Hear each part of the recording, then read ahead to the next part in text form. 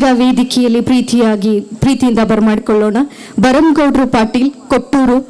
ಇವರು ಕಾರ್ಯಕ್ರಮವನ್ನು ಉದ್ದೇಶಿಸಿ ಮಾತನಾಡಬೇಕಾಗಿ ವಿನಂತಿಸಿಕೊಳ್ತಾ ಇದ್ದೇನೆ. ಬಸವಣ್ಣವರಿಗೆ ನಮಿಸುತ್ತಾ ನಮ್ಮ ಸಮಾಜದ ಜಗದ್ಗುರುಗಳಾದ ವಚನದ ಜಗದ್ಗುರುಗಳವರೇ, ಶಿವಶಂಕರ್ ಸರ್ ಅವರೇ, ಬೇವಿನಮರದ ಸರ್ ಅವರೇ, ಡಾಕ್ಟರ್ ರಾಜ್ಕುಮಾರ್ ಅವರೇ, ಅಜಯ್ ಕುಮಾರ್ ಅವರೇ, ಅರುಣ್ ಕುಮಾರ್ ಸರ್ ಅವರೇ, ಅವೆಲ್ಲ ವೇದಿಕೆ ಮೇಲೆಲ್ಲ ಪ್ರಮುಖರೇ, ಸಮಾಜದ ಬಾಂಧವರೇ, ಇವತ್ತು ಈ ನಮ್ಮ ಸಮಾಜಕ್ಕೆ ಈ ಪೀಠಕ್ಕೆ ಸ್ವಾತಂತ್ರ್ಯ ಸಿಕ್ಕದ ಅನಿಸ್ತದೆ ನನಗೆ.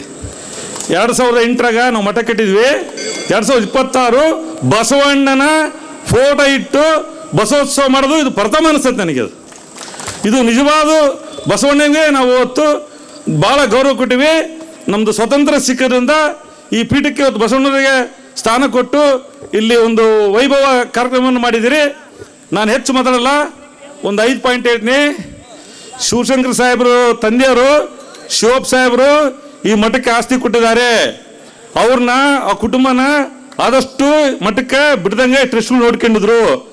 ಈಗ ಯಾಕೆ ಬಂದಾರ ಸಾಹೇಬ್ರು ಅಂದ್ರೆ, ಶಿವಶಂಕರ್ ಸಾಹೇಬರು ಅವರು ಅವತಾರಿತ್ ಬಂದಾರ, ದುಷ್ಟನ್ನ ಸಂಹಾರ ಮಾಡಕ್ ಬಂದಾರ. ಅವರು ನೀವು ದುಷ್ಟಿಸ್ತೇನಿದ್ರಲ್ಲ, ಅವರು ಸಂಹಾರ ಮಾಡಕ್ ಬಂದಾರ. ಅವರು ನಮ್ಮ ಡಾಕ್ಟರ್ ರಾಜ್ಕುಮಾರ್ ಅವರು ಬ್ರಹ್ಮನ್ ತರ ಇದ್ದಾರೆ, ವಿಷ್ಣು ಮಹೇಶ್ವರ ತರ ಬೇವಿನಮರದ ಸಾಹೇಬರು ಶಿವಶಂಕರ್ ಸಾಹೇಬ್ರು ಇದ್ದಾರೆ.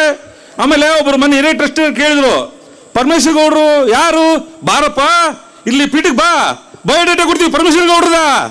ಈ ನಾಡಿಗೆ ಪರಮೇಶ್ವರ ಗೌಡ್ರು ಗೊತ್ತು, ನೀನು ಬಾ ಇಲ್ಲಿಗೆ, ಅಲ್ಲಿ ಕುಂತ ಎಲ್ಲ ಮಾತಾಡ, ಈ ಪೀಠಕ್ಕೆ ಬಾ, ಪರಮೇಶ್ವರ ಗೌಡ್ರು ಯಾರಂತ ಬಯೋಡೇಟಾ ಕೊಡ್ತೀವಿ ನಿನಗೆ. ಇವನ್ನ ಹುಡುಗಾಟ ಮಾಡಬೇಡ್ರಿ. ನಮ್ಮ ಗುರುಗಳನ್ನ ಎಂದು ಎಲ್ಲೆಲ್ಲ ಕುತ್ಕೊಂಡು ಪ್ರೆಸ್ ಮೀಟ್ ಮಾಡಿ ಅವಶ್ಯವಾಗಿ ಮಾತಾಡದಲ್ಲಿ ಮಾಡಿದ್ರೆ ನಿಮ್ಮ ಮನೆಗೆ ನುಗ್ಗಿ ಬೀಗ ಹಾಕ್ತೇವೆ. ಹುಡುಗಾಟ ಆಡಬೇಡ್ರಿ. ಇಲ್ಲಿ ನಮ್ಮ ಎಲ್ಲ ಹಿರಿಯರು ಸಿಕ್ಕಾರೆ, ಅಜಯ್ ಕುಮಾರ್ ಸಾರು, ಅರುಣ್ ಕುಮಾರ್ ಸಾರು, ಶಿವಶಂಕರ್ ಸಾರು, ಬೇವಿನಮರದ ಸಾಹೇಬರು, ಪರಮೇಶ್ವರ ಗೌಡರು, ಡಾಕ್ಟರ್ ರಾಜ್ಕುಮಾರ್ ಸಾಹೇಬರು, ಆಮೇಲೆ ಅನೇಕ ನಾಯಕರಿದ್ದಾರೆ.